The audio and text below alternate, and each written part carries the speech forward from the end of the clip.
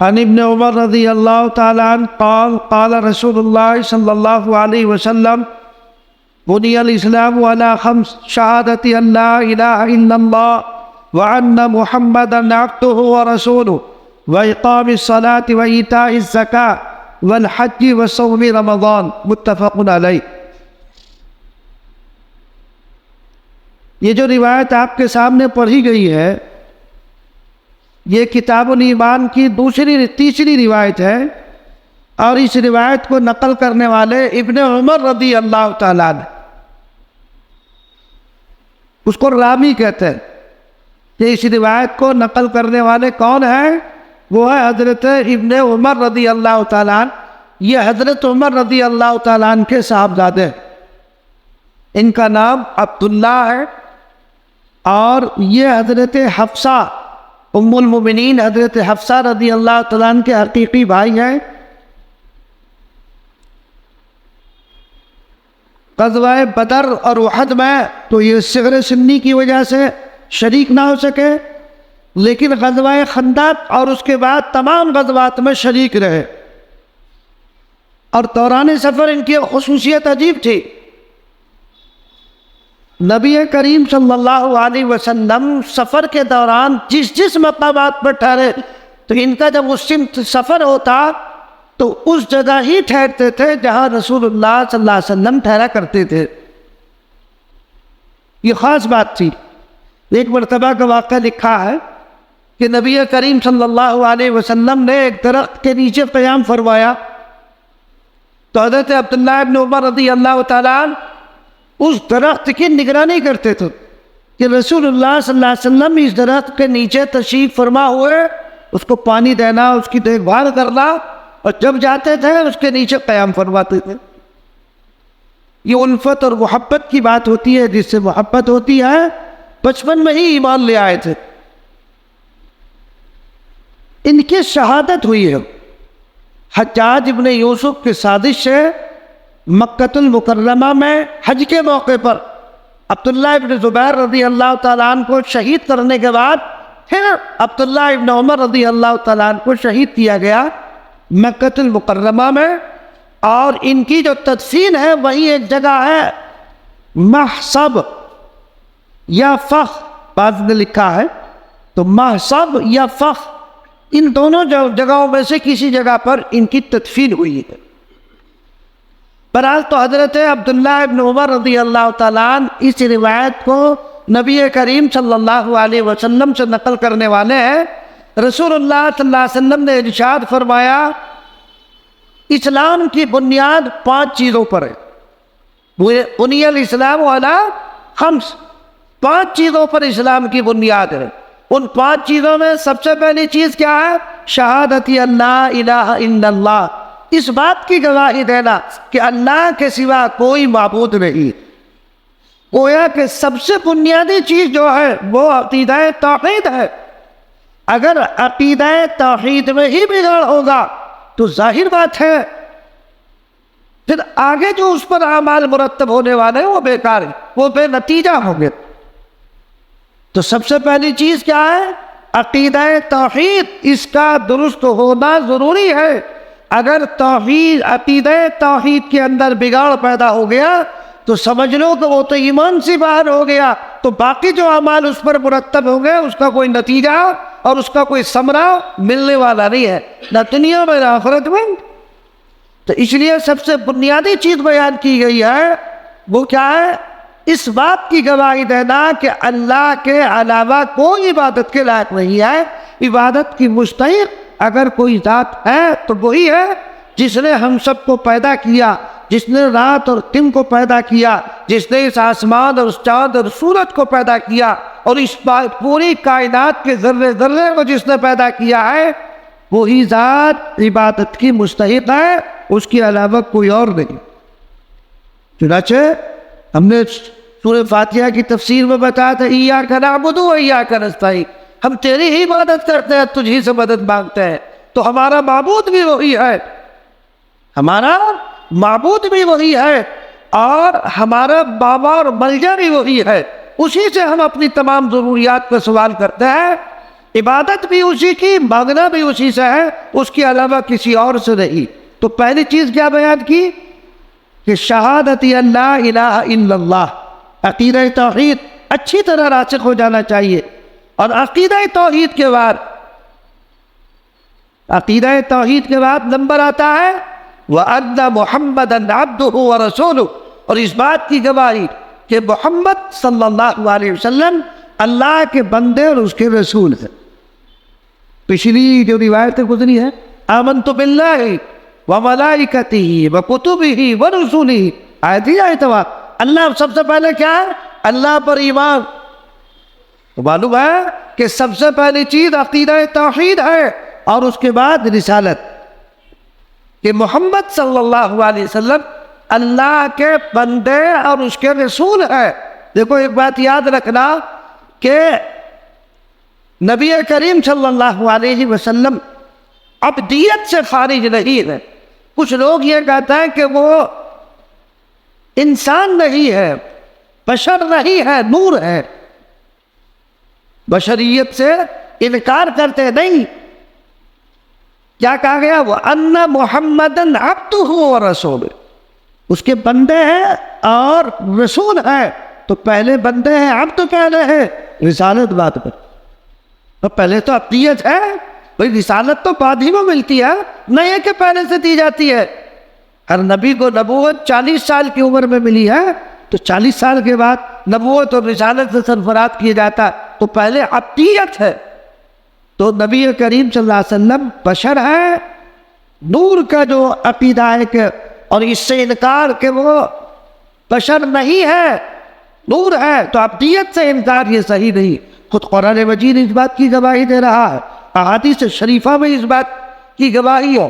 تو دیکھو یہ بات تو خود رسول اللہ صلی اللہ علیہ وسلم خود بیان فرما رہے کہ اسلام کی بنیاد 5 چیزوں پر ہے۔ اس میں سے پہلی چیز اللہ کے معبود ہونے کی گواہی دینی ہے کہ اس کے علاوہ کوئی عبادت کے لائق نہیں، اور دوسرے محمد صلی اللہ علیہ وسلم اللہ کے بندے اور اس کو رسول، یہ بات تو خود حضور فرما رہا ہے۔ تو لہذا ان کو عبدیت سے خارج کر دینا یہ کون سی عقل مندی کی بات ہے؟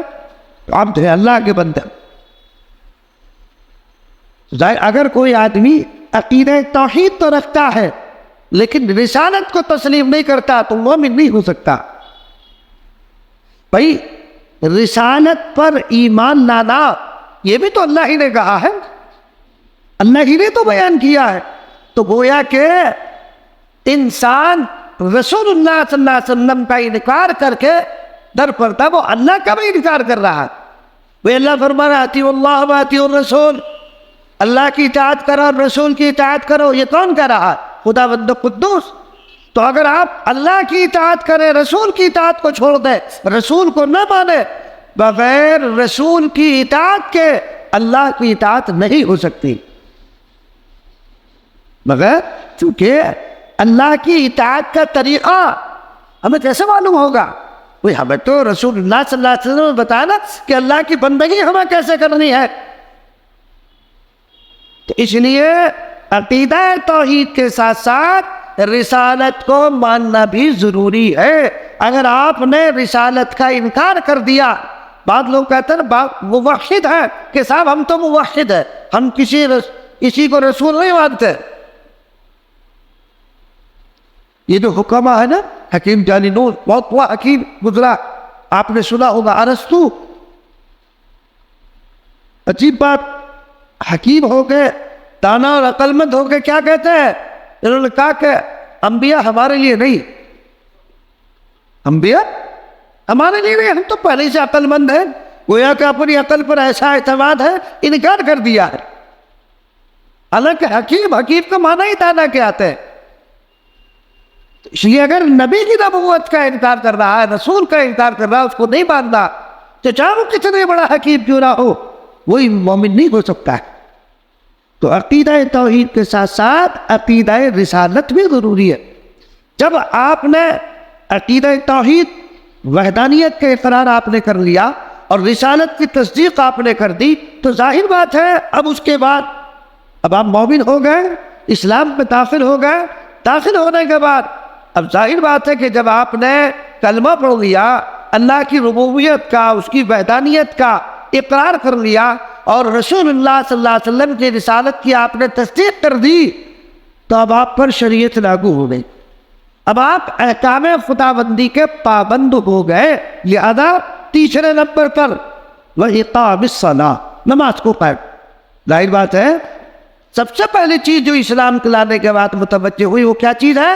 وہ ہے اقامت صلاۃ، نماز کا قائم کرنا۔ اور اس سے پچھلی حدیث کے تحت بھی بتایا جا چکا ہے نماز سے متعلق ہماری نماز کے سلسلے میں کتنی کوتاہی ہے۔ جن حالات سے ہمیں اس وقت سابقہ ہے، جو کچھ آپ دنیا کے احوال دیکھ رہے ہیں، ہمیں جو ہے ان احوال سے عبرت حاصل کرنی چاہیے اور اللہ کی طرف متوجہ ہو جانا چاہیے۔ اور متوجہ ہونے کا سب سے اعلیٰ طریقہ نماز ہے۔ سب سے اعلیٰ طریقہ اللہ کی طرف متوجہ ہونے کا کیا ہے؟ اس سے اعلیٰ طریقہ کوئی اور نہیں ہے کہ نماز۔ تو لہذا نماز کے پابند بن جاؤ۔ نماز ہماری چھوٹنی نہیں چاہیے۔ اور نماز یہ نہیں، میں نے پہلے بھی بتایا تھا آپ کو کہ وقت بے وقت پڑھی نہیں، مسجد میں جماعت کے ساتھ نماز ہونی چاہیے۔ نبی کریم صلی اللہ علیہ وسلم سے جب سوال کیا گیا ایُّ الْأَعْمَالِ أَفْضَلُ، کون سا عمل سب سے زیادہ پسندیدہ، تو آقا نے کیا فرمایا؟ الصلاۃ علی وقتہا، نماز کو اس کے وقت پر ادا کرنا، یعنی نماز کو سنن، واجبات اور فرائض کی رعایت رکھتے ہوئے وقت پر اس کو ادا کرنا، یہ ہے کامل درجے کی محنت۔ تو اس لیے کوئی عذر پیش آ گیا تو الگ بات ہے، ورنہ عام حالات میں مومن کو نماز نہیں چھوڑنی چاہیے۔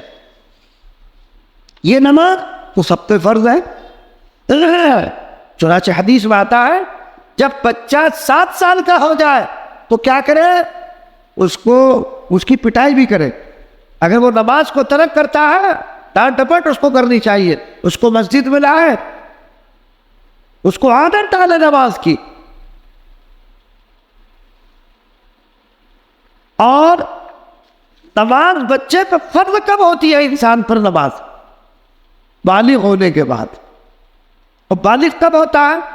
بالغ ہونے کی عمر ہے 15 سال، سال کے اعتبار سے 15۔ اگر 15 سال سے پہلے علامت بلوغ ظاہر ہو جائے تو بالغ ہو جاتا ہے، اور اگر علامت بلوغ ظاہر نہ ہو تو پھر بالغ 15 سال کی عمر میں ہو جاتا۔ اب 15 سال ہو گئے تو اب اس کے ذمہ نماز فرض ہو گئی، اب تک فرض نہیں تھی، لیکن 15 سال کے بعد نماز فرض ہو گئی۔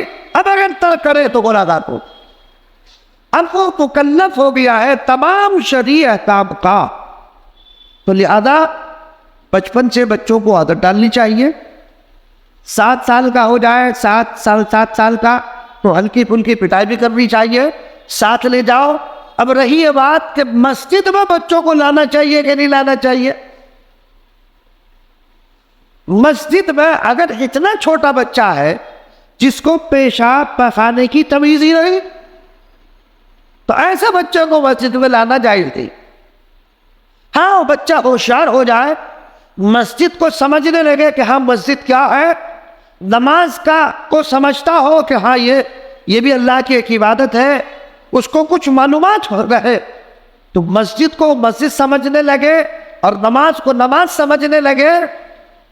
تو ایسے بچے کو جو پیشاب پخانے کا تقاضا ہو تو کہتے ہیں کہ ابا جان مجھے پیشاب کا تقاضا ہو رہا، ایسا نہ ہو کہ اتنے چھوٹے کو لے آؤ کہ اسے پتہ ہی نہ چلے کہ وہ پیشاب پخانا مسجد میں کر دے، تو ان کو لانے سے تو منع کیا گیا۔ حدیث میں خود موجود ہے کہ جو مجانین ہے، دیوانے اور پاگل اور بچے، ان کو مسجد سے دور رکھا جائے۔ مگر بچوں سے مراد وہ بچے ہیں جو سمجھ نہیں رکھتے ہیں، جنہیں پیشاب پخانے کی سمجھ نہیں، نماز کا کچھ پتہ نہیں، مسجد کا کچھ پتہ نہیں کہ مسجد کیا۔ اور جب وہ ذرا ہوشیار ہو جائے اور وہ یہ تمیز کر سکے اور مسجد کو اللہ کا گھر سمجھنے لگے تو پھر ایسے بچوں کو مسجد میں لانے کی عادت ڈالنی چاہیے۔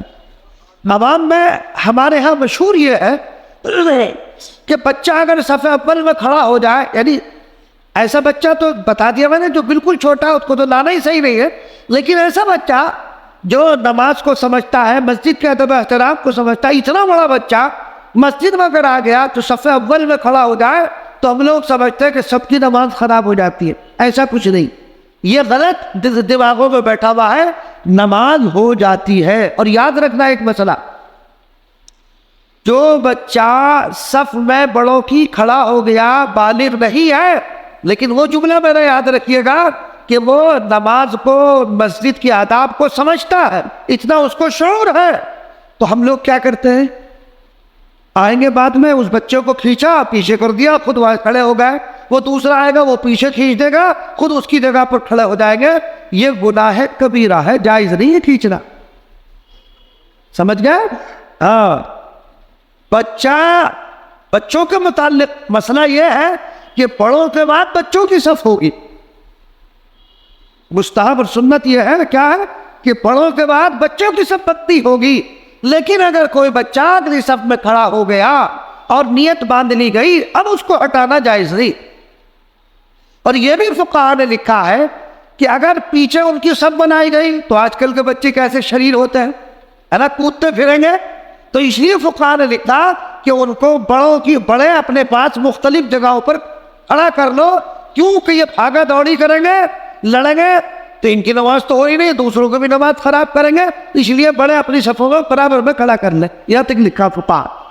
اس لیے یہ جو بچوں کو بھگا دیتے ہیں، ظاہر بات ہے ان کی عادت کیسے بنے گی، ان کے ذہن میں پھر یہ بیٹھا گیا کہ اچھے بڑے عجیب لوگ مسجد میں آتے ہیں، ہمیں بھگائی دیا، وہ بیٹھے گی نا، وہ تو بچہ ہے نا، کیچ کرتا ہے بات کو، وہ ذہن میں بیٹھے گی، اس کے بعد کیچ کرے گا بات کو۔ تو اس لیے بچوں کے لانے کی عادت ڈالو، اگر صف میں کھڑا ہو جائے تو صف سے اس کو ہٹانا نہیں چاہیے، بلکہ جہاں وہ کھڑا ہے اس کی برابر میں آ کر کے آپ کھڑے ہو جاؤ۔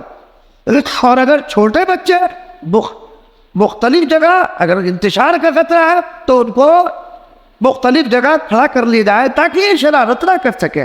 بہرحال تو اقامت صلاۃ یہ بڑا محترم شان حکم ہے، قرآن مقدس میں بھی جگہ جگہ اللہ تبارک و تعالیٰ نے اقامت صلاۃ کا حکم دیا ہے، تو اس لیے نماز کی پابندی خود بھی کرو، اپنے بچوں کو بھی اور اپنے گھر والوں کو بھی۔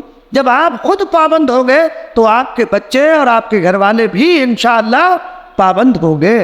بھائی جب گھر کا جو منتظم ہے، گھر کا بڑا ہے، وہی نماز نہیں پڑھے گا تو بچے کیسے پابندی کریں گے؟ اس لیے کہ بچے دیکھیں گے کہ ابا جان تو نماز کے وقت سوتا رہتا ہے، یہ کوئی ضروری چیز نہیں ہے، تو اس لیے اس بات کا خیال رکھا جائے۔ ایک تو وہ تیسری چیز ہی ہو، چوتھی چیز ہے ایتاء زکوٰۃ۔ دیکھو نماز تو ہوتی ہے کب فرض؟ 15 سال کی عمر میں۔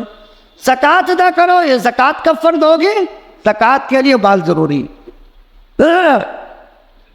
نماز یہ بدنی عبادت ہے، زکوٰۃ یہ مالی عبادت ہے۔ تو مالی عبادت کی ادائیگی کب ہوگی؟ جب آپ کے پاس مال ہوگا۔ زکوٰۃ تو آپ تبھی کریں گے جب مال ہوگا، اور مال بھی ایک خاص مقدار میں، اس کی ہم نے گزشتہ میں آپ کو بتا دیا تھا کہ صاحب نصاب وہ شخص کہلاتا ہے 7.5 تولہ سونا، 52.5 تولہ چاندی، یہ دونوں کو ملا کر کوئی ایک نصاب جو ہے پورا ہو جائے، کیش کی شکل میں ہو یا مال تجارت کی شکل میں ہو، وہ شخص صاحب نصاب کہلاتا ہے، اس پر زکوٰۃ فرض ہے۔ ہر آدمی پر زکوٰۃ فرض نہیں ہے، صاحب نصاب پر زکوٰۃ فرض ہے۔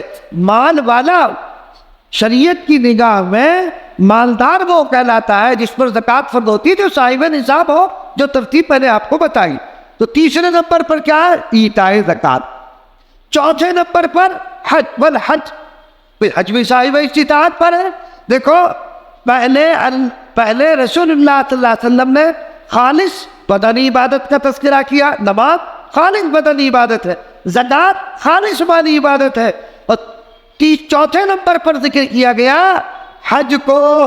حج بدنی اور مالی دونوں کا مجموعہ ہے، بھائی اس میں مال بھی لگتا ہے، جان بھی خرچ ہوتی ہے، حج میں مال بھی لگتا ہے، جان بھی خرچ ہوتی ہے، یعنی دونوں کا مجموعہ، یہ بدنی اور مالی دونوں عبادت۔ تو حج جو ہے اسی پر ہے جو استطاعت رکھتا ہے۔ اب استطاعت کتنی؟ جو شخص آنے جانے، وہاں ٹھہرنے کا جتنے دن وہاں ٹھہرنا اتنے کا خرچ، اور جتنے دن کے لیے جا رہا ہے اپنے پیچھے بچوں کے لیے اتنا خرچ چھوڑ کر جائے تو اس پر حج فرض ہو جاتا۔ سمجھ گئے؟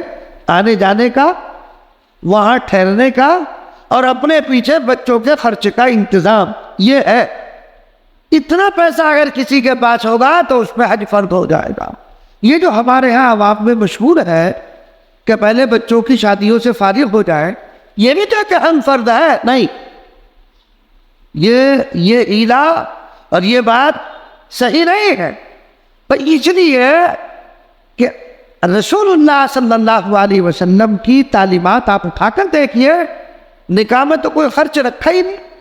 یہ تو ہم نے کر لیا ہے نا کہ صاحب 10 تولہ سونا ہونا چاہیے، 50 جوڑی کپڑے ہونے چاہیے، اتنا جہیز ہونا چاہیے، صاحب فلک کار بھی دینی چاہیے، اور موٹر سائیکل بھی ہونی چاہیے، اور اے سی بھی ہونی چاہیے۔ یہ کوئی شریعت تھوڑی کر رہی، شریعت تو یہ کر رہی ہے کہ تو طلع کے ساتھ 3 آدمی آ جائیں، مسجد میں آ کر کے نکاح پڑھا دیا جائے، امام صاحب نکاح پڑھا دے، اور وہ اپنی دلہن کو لے کر گھر چلے جائے، ہو گیا، نکاح ہو گیا۔ یہ لوازمات تو ہم نے خود بڑھا رکھا ہے۔ تو اس لیے یہ عذر کرنا کہ بچیوں کے نکاح سے فارغ ہو جائے، یہ صحیح نہیں ہے۔ اس کی وجہ سے حج کو مؤخر کرنا، حج میں تاخیر کرنا صحیح نہیں ہے۔ اس لیے حج فرض ہونے کے بعد جتنی جلد سے جلد ہو سکے اس فرض سے فارغ ہو جاؤ، ورنہ یہ تو دنیا، آدمی نے 1 لاکھ کمایا، سوچا بھی 2 لاکھ ہو جائے پھر چلیں گے، وہ 2 ہو گئے تو پھر کہے گے 4 ہو جائے پھر چلیں گے، 4 ہو گئے پھر کہے گا 8 ہو جائے پھر چلیں گے۔ یہ تو ہمیشہ ہے دنیا کی، یہ تو بڑھتی رہے گی، کم نہیں ہوگی۔ جیسے ہی فرض ہو فوراً اس فرض کی ادائیگی میں لگ جاؤ۔ تو بچوں کی شادی کا عذر یہ اس کی وجہ سے مؤخر کرنا صحیح نہیں ہے۔ تو چوتھی چیز بیان کی گئی حج۔ تو لہذا جو صاحب استطاعت لوگ ہیں، اور صاحب استطاعت شریعت کی نظر میں کون ہے وہ میں نے آپ کو بتا دیا، لہذا جب آپ صاحب استطاعت ہو جاؤ تو جتنی جلد سے جلد ہو سکے فریضہ حج کو ادا کر دو۔ ہمارے ہاں خیر اب تو تھوڑا بدل گیا، ورنہ ہندوستان سے حاجی جانے والا بالکل بڈھا ٹھٹیرا ہی ہوتا، بالکل آخری عمر میں جاتے۔ آپ جا کر کے دیکھو گے ہندوستان سے آنے والے حجاج سب سے کمزور ہوتا ہے۔ اب تو الحمدللہ ماحول بدلا ہے، نوجوانوں میں بھی جوش ہے، پیسہ بھی الحمدللہ خوب ہے، اب خوب جا رہے ہیں، نوجوان جا رہے ہیں، لیکن بہرحال جتنی جلدی ہو سکے آدمی کو حج سے فراغت کر لینی چاہیے۔ 5ویں چیز صوم رمضان کا روزہ۔ یہ بنیادی 5 چیزیں ہیں جس پر اسلام کی بنیاد ہو۔ تو لہذا عقیدہ توحید، رسالت اور اقامت صلاۃ، ایتاء زکوٰۃ، حج کی ادائیگی، اور رمضان کا مہینہ جب آ جائے تو روزہ برک۔ روزہ بھی کس پر فرض ہے؟ اسی پر جو بالغ ہو جائے، اور بالغ کو ہم نے بتا دیا کہ بالغ شریعت کی نظر میں کون ہے؟ اللہ معاف فرمایا لمان والحفی۔ اس وقت حالات ایسے ہیں، میں نے دیکھا خود ایسے نوجوانوں کو ہٹتے کھٹے ہیں، روزہ نہیں رکھتے ہیں کہ جی ہم سے نہیں رکھا جاتا روزہ، اور بعضوں کو ایسے بھی ہیں جن پر اللہ کی پھٹکار ہے، کیا کہتے ہیں روزہ وہ رکھے جس کے گھر میں کھانے کو نہ، نعوذ باللہ۔ میں نے خود سنا اپنے کانوں سے ایسے جملے کہ روزہ وہ رکھے جس کے گھر میں کھانے کو نہ، تو کفریہ جملہ، ایسا جملہ ہرگز نہیں کہنا چاہیے۔ یہ تو اللہ کا فریضہ ہے، گھر میں کھانے کو ہو یا نہ ہو یہ تو رکھنا ہے آپ کو، یہ تو فریضہ ہے۔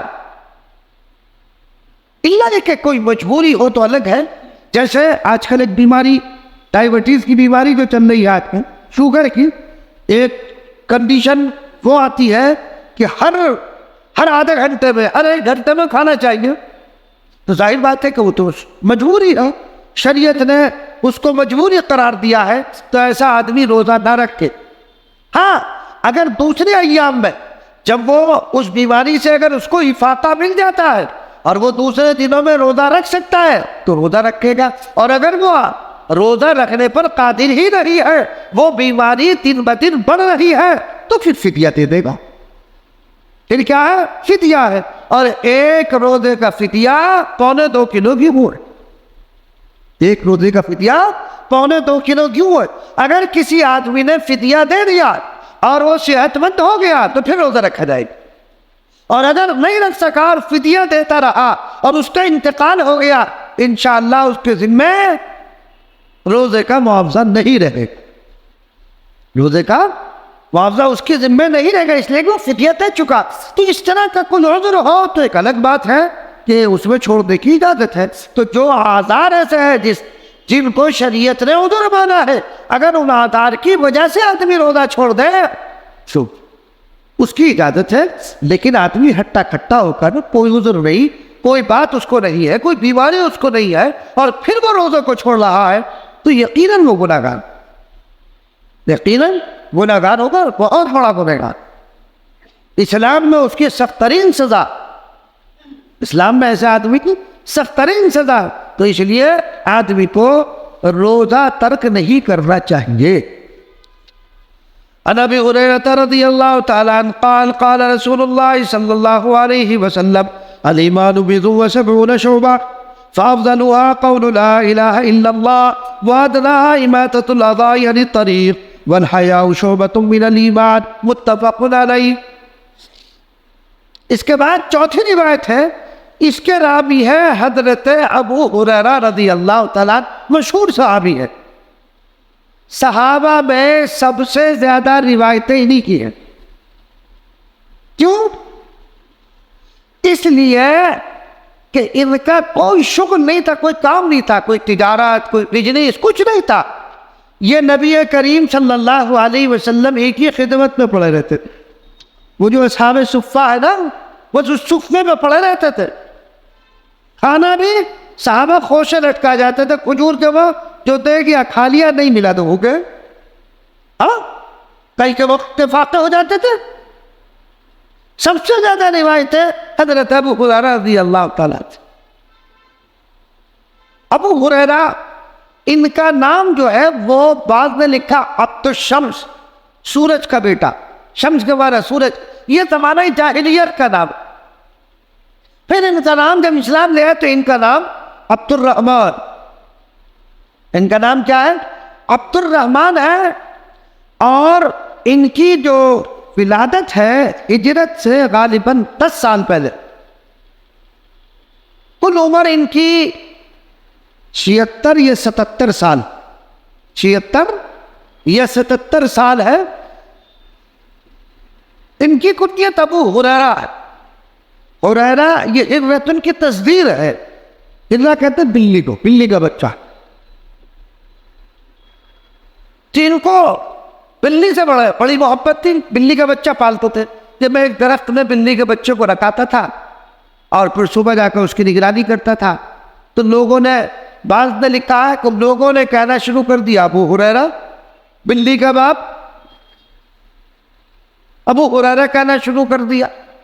بعض نے کہا کہ رسول اللہ صلی اللہ علیہ وسلم نے یہ کنیت ان کی رکھی ہے، یہ مدائن حق میں لکھا، اور بعد نے اور بھی وجہ بتائی ہے۔ بہرحال جو بھی ہو، لیکن یہ مشہور صحابی ہیں اور بڑے ہی لاقنات، بڑے مجاہد، بڑے محدث، یعنی حدیث میں نے بتایا سب سے زیادہ روایت کرنے والے جو ہیں حضرت ابو ہریرہ رضی اللہ تعالیٰ عنہ۔ تو وہ روایت نقل کرتے ہیں نبی کریم صلی اللہ علیہ وسلم سے۔ کیا روایت کرتے ہیں؟ الایمان بضع وسبعون شعبہ، ایمان کے 70 شعبے ہیں۔ بعض روایات میں 60 کا لفظ آتا ہے، 60 شعبے ہیں، 60 درجے ہیں۔ ان تمام شعبوں میں، درجوں میں سب سے افضل کون سا ہے؟ لا الہ الا اللہ، اللہ کے علاوہ کوئی معبود۔ یہ تو عقیدہ توحید جس کو کہا جا رہا ہے، سب سے افضل درجہ کیا ہے؟ ظاہر بات ہے عقیدہ توحید ہی کا ہے، اور ساری ایمانت اسی عقیدے پر ہے۔ یہ تو وہ سب سے افضل اعلیٰ درجے کا، اور ادنا درجے کا کیا ہے؟ وہ ادنا اماطۃ الاذی عن الطریق، راستے سے تکلیف دہ چیز کو ہٹانا، راستے سے تکلیف دہ چیز کو ہٹانا، یہ ہے ادنا درجہ۔ دیکھو اسلام کی تعلیم کتنی سنہری، تکلیف دے، جو بھی تکلیف دینے والی. آپ راستے سے جا رہے ہیں، کوئی روڑا پڑا ہوا مل گیا، اینٹ مل گئی، آپ نے اٹھا کے ایک طرف رکھ دی تو ثواب ہو. کیوں؟ ہو سکتا ہے کسی آنے والے کو ٹھوکر لگے، اس کو چوٹ لگ جائے. کیلے کا چھلکا آپ نے ڈال دیا سڑک پر، بڑا خطرناک ہوتا ہے، اس پر بعض مرتبہ پھسل جاتا ہے آدمی، تو اس کو سڑک پر نہیں ڈالنا چاہیے، ایک طرف ڈال. یہ بھی تکلیف پہنچانا ہے. یعنی ہر اس کام سے آپ کو پرہیز کرنا جس سے دوسرے کو تکلیف پہنچے. راستے سے تکلیف دہ چیز کو ہٹانا. اب بہت سے لوگ کیا کرتے ہیں، موٹر سائیکل راستے میں کھڑی کر دی، آنے جانے والوں کو تکلیف ہو رہی ہے، گناہ. بہت سے لوگ راستوں میں بھینسیں باندھ دیتے ہیں، وہ بھی گناہ ہے. ایسے ہی بعض مرتبہ دیکھا ہوگا آپ نے، سامنے عام راستہ ہے، اس کو بند کر لیا، اپنے بیاہ شادی کا پروگرام کر لے، گزرنے والوں کو تکلیف ہو رہی ہے. عام راستے کو بند کرنا، وہ راستہ جو عام گزرگاہ ہے اس کو بند کر دینا جائز نہیں ہے. تکلیف پہنچانا ہے دوسرے کو، ادنا درجہ کا عبادت الاذى عن الطریق. ہمارا مذہب تو تعلیم یہ دے رہا کہ راستے سے تکلیف دہ چیز کو ہٹاؤ. تم نے بند کر دیا، تم پروگرام کر رہے ہو، لوگ پریشان ہو رہے ہیں.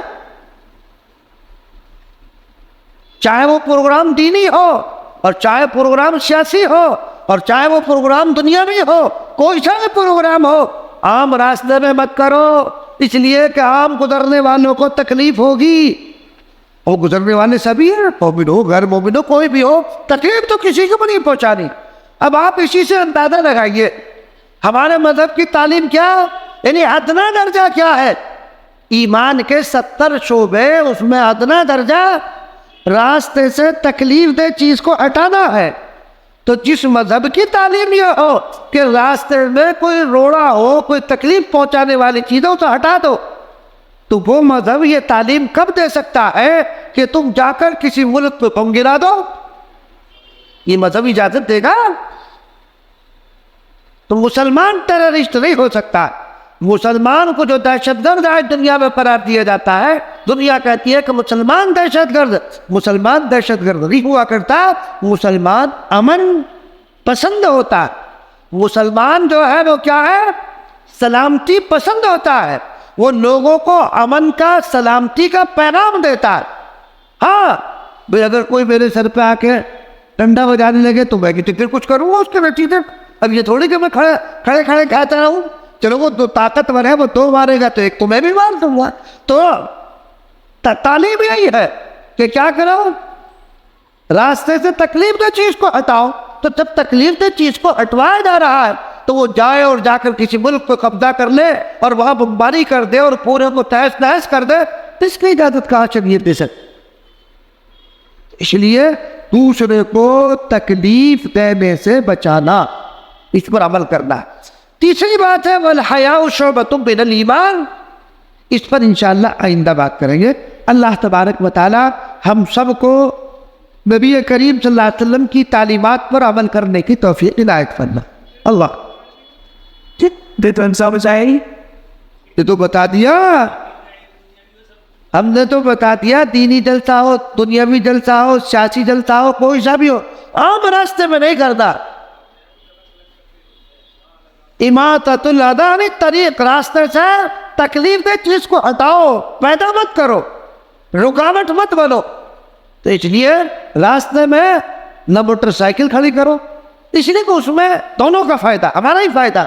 بھائی راستے میں کھڑی کر دے، کوئی مار کے چلا جائے، کوئی گرا کے چلا جائے گا، ایسے بھی تو لوگ ہوتے ہیں، تو اس سے نقصان ہو جائے گا آپ کی گاڑی کا. تو اس لیے ایک طرف لگا کے کھڑا کرو تاکہ دوسرے کو تکلیف نہ ہو. اپنے یعنی دوسروں کو تکلیف سے بچانا ہے، یہ بہت بڑا اجر و ثواب کا کام ہے. اللہم صلی علی سیدنا و نبینا و مولانا محمد عبدہ و رسولہ.